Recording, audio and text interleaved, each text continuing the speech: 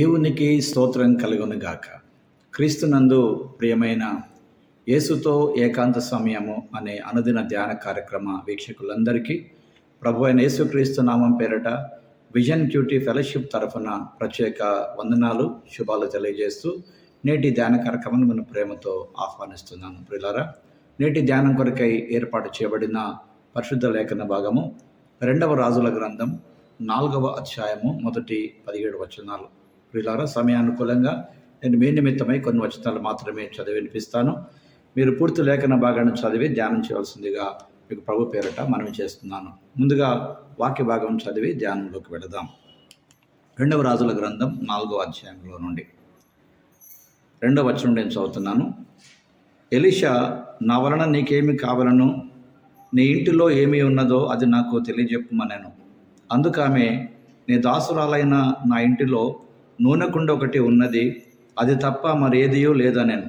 అతడు, నీవు బయటికి పోయి నీ ఇరుగు పొరుగు వారి యొద్ద దొరకగలిగిన వట్టి పాత్రలన్నిటినీ ఎరువు పుచ్చుకొనుము.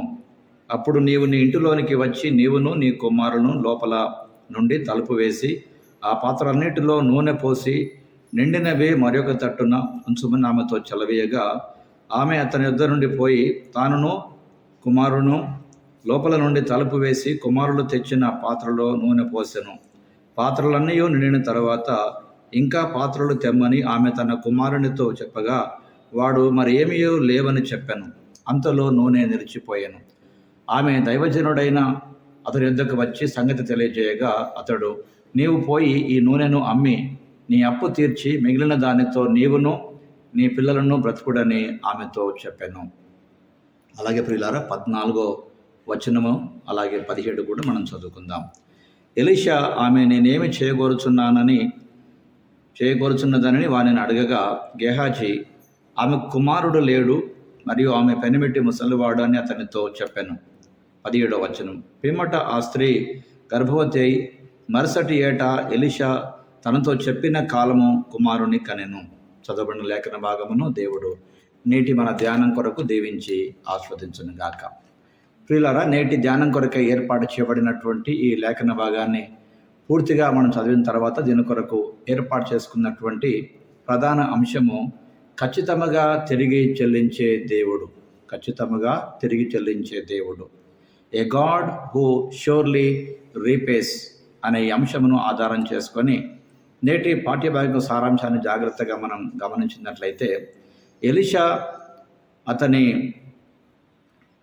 శిష్యుడైనటువంటి గేహాజీ ఒక భార్యను లేక అతడు చెప్పినటువంటి మాటను ఆధారం చేసుకొని ఒక వితంతువుకు చేసిన సహాయాన్ని ఇక్కడ మనం గమనిస్తున్నాం.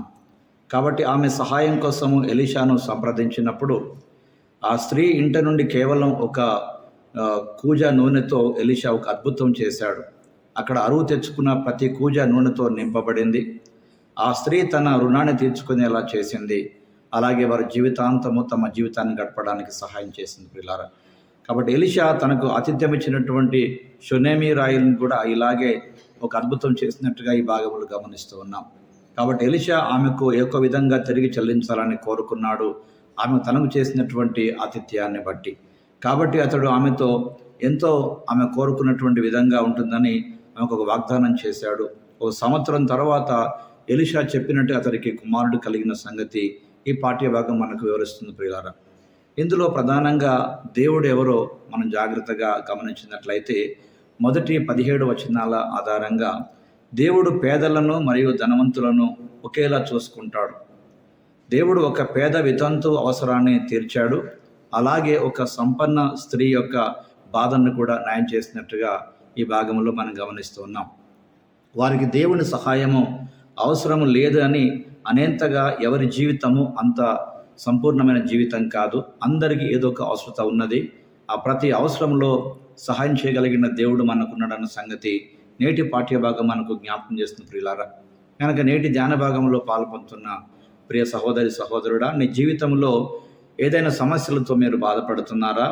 అయితే దేవుని వాక్యం జ్ఞాపకం చేసినట్టుగా మీరు శ్రద్ధగా దేవుని సన్నిధికి వచ్చి ఆయనకు మీ హృదయాన్ని అర్పించినట్లయితే ప్రియులారా, దేవుడు మీ కొరకు ఆయన ఆశిస్తున్నాడు ఏదో ఒక సహాయం చేసి మనను ఆదరించడానికి కొరకు. ఇందులో ప్రధానంగా దేవుడు నేర్పే పాఠముగా 8 నుండి 17 వచనాలను ఆధారం చేసుకొని పరస్పరం మనం ఒకరినొకరము ప్రేమించుకొని జీవించేటువంటి ఈ జీవితంలో దేవుని దయ ఎంతో స్పష్టంగా కనిపిస్తుంది ప్రియులారా. ఎలీషా అవసరాలను తీర్చడంలో సున్నేమి రాయలైనటువంటి ఆ స్త్రీ యొక్క ఆలోచనాత్మకమైనటువంటి క్రియ ఆ స్త్రీ అవసరాలను తీర్చినట్టుగా, అలాగే ప్రియులారా, మరి దేవుడు కూడా మన జీవితంలో అద్భుతం చేయడానికి ఆయన సిద్ధంగా ఉన్నాడు.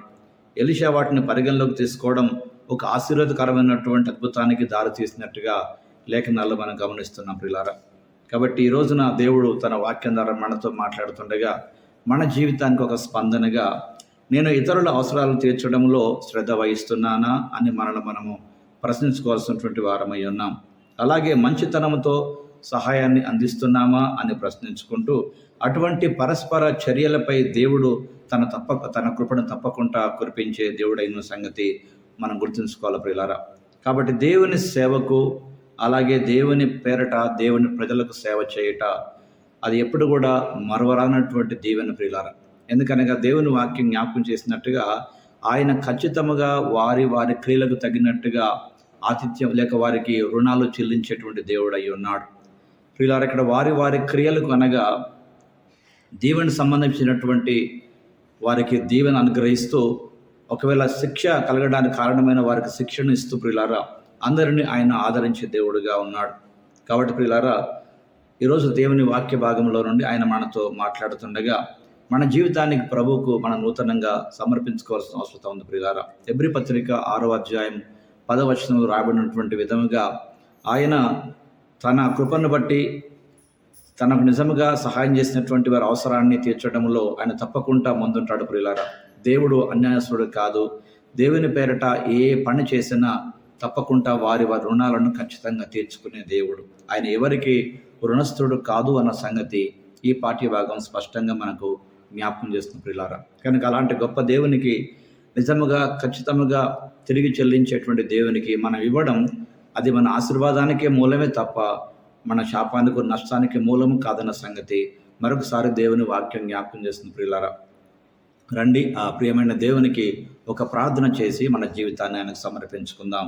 ప్రియమైన దేవా, నా చిత్తము కంటే నీ సంకల్పము నెరవేర్చుటకు, అలాగా నెరవేర్చే విధంగా చూడటకు నాకు సహాయం చేయండి.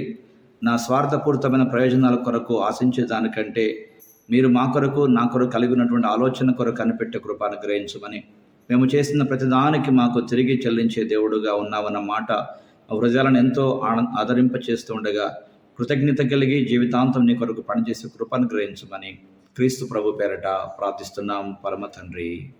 Amen, amen. ప్రియులారా, ప్రభు వారు నిత్యము తన వాక్యం ద్వారా మనతో మాట్లాడుతూ మన జీవితాలను ఆదరిస్తూ ఉండగా ఈ దిన వాక్య భాగం ద్వారా నిజంగా దేవుడు మీతో మాట్లాడినట్లయితే మీ అనుభవాలు, అనుభూతులు మాతో పంచుకోండి. మేము సంతోషిస్తాం, దేవుని స్తుతిస్తాం.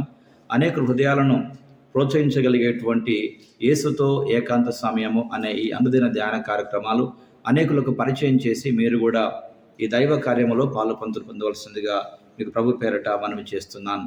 దేవుడు తప్పకుండా మన రుణాలు తీర్చుకునే దేవుడు అయి ఉన్నాడు.